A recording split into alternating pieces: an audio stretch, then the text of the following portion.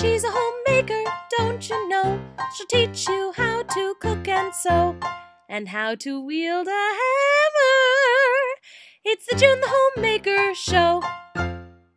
Hello, and welcome to the June the Homemaker Show. I'm your host, June the Homemaker, and I teach you how to do things that are awesome and also will be really useful when social order breaks down and we have to do everything like they did in the 1850s. Today we're going to be making fresh pasta. You might be asking, why should I learn to make fresh pasta when I could get it in a box at the store for 85 cents? And the answer is because it's the coolest thing ever to do. All you need are flour and eggs, so this is pretty easy, sort of. I highly recommend putting your hair up because otherwise you will get hair in your pasta, which is distressing and gross. I also recommend using a cutting board or a pastry thing. Start by taking 2 cups of flour and just dumping them on the middle of your mat.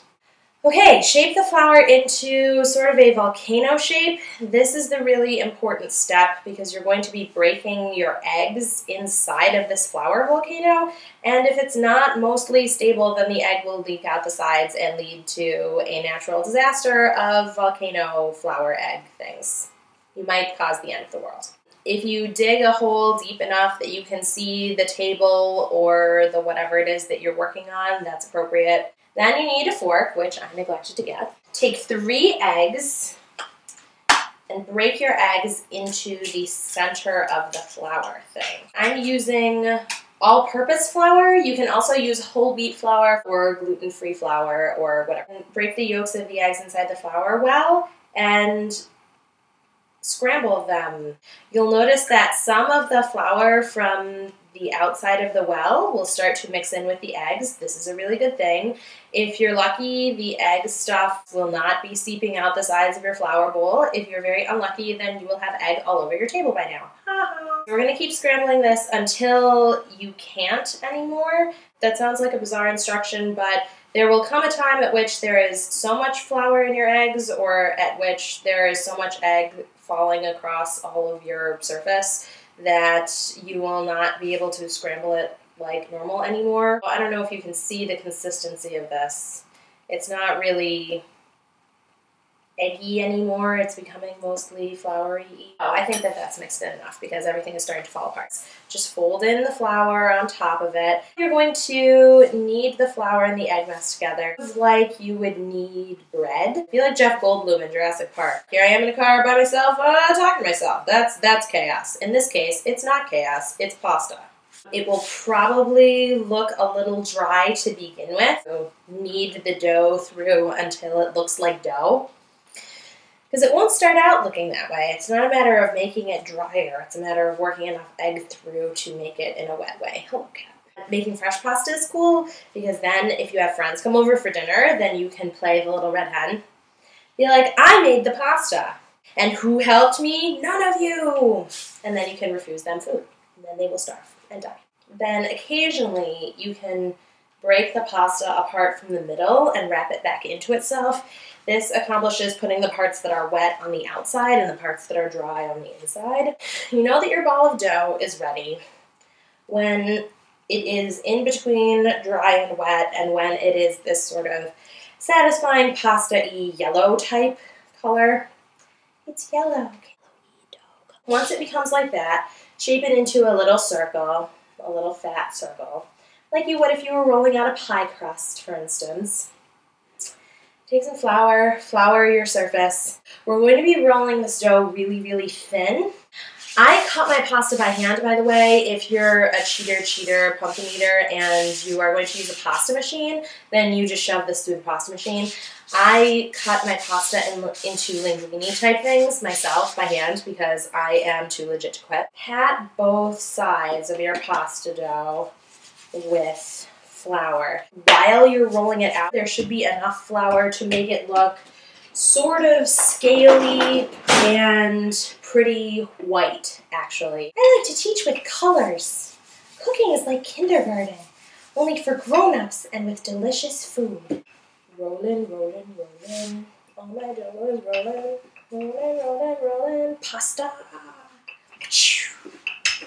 When you keep your pasta heavily floured as you roll it out, You want to roll the pasta until it is as close to paper thin as you can. It's getting to be kind of big. Make sure that the flour from the surface is getting amply distributed over both sides. As you roll it out, it takes on this like a snake skin type appearance. Oh, now we're in business. Or to continue with my Jurassic Park references, Mr. Hammond, I think we're back in business! And then there's a velociraptor. This stuff plumps like insanity when you cook it. So it has to be rolled really thin and also sliced really thin. Or if you like really incredibly chewy pasta, just roll it thick and see what happens. Make up your own recipe. That's what they did in the olden times. Somebody had to invent pasta, right? So you could invent the new pasta. New pasta. Ooh. You're rolling your pasta as close to a rectangular shape as possible. Linguini strips will be either the width or the length of the pasta that you're rolling out, unless you cut it differently. Oh, rolling monster. Oh. I'm shaped vaguely like the United States. I can see Alaska from my pasta. This is starting to be really paper thin. It turned out to be almost as tall as it is wide. This is going to lead to some really long pieces of pasta if we just roll it up like this. So I'm going to cut it in half first. I'm just cutting a big line down the middle so that instead of being this wide, it's just this wide. And then I'm going to roll it the long way. Roll your pasta pretty tight. The outsides of it should be dry enough by now from all the flour that they won't stick together if you roll it up. So then you get this long roll of pasta. Cut across the pasta in very thin strips. When I say thin, I mean when you unroll it, it should look kind of like that. 1/2 inch across, 3/8 of an inch across. Oh, by the way, this recipe makes about a pound of pasta. Unroll them before you boil the pasta. The first time I made this recipe, I thought, oh, well, why unroll them? They'll just unroll themselves in the water. Nope, actually, they will just come out to be tiny rolls of cooked pasta. They make all of the mistakes for you. Hooray! As you cut the pasta, it will start to be flattened in one direction. You can just roll it over and cut across. So same thing for the other half. So there we have it, 2 piles of fresh pasta. To cook these, fill a saucepan halfway, 3/4 of the way with water and a dollop of olive oil so they don't stick together when they cook, and just boil them like you would normal pasta. If you want to make fresh pasta in advance, it keeps in the refrigerator in a Ziploc bag for about a week and in the freezer indefinitely.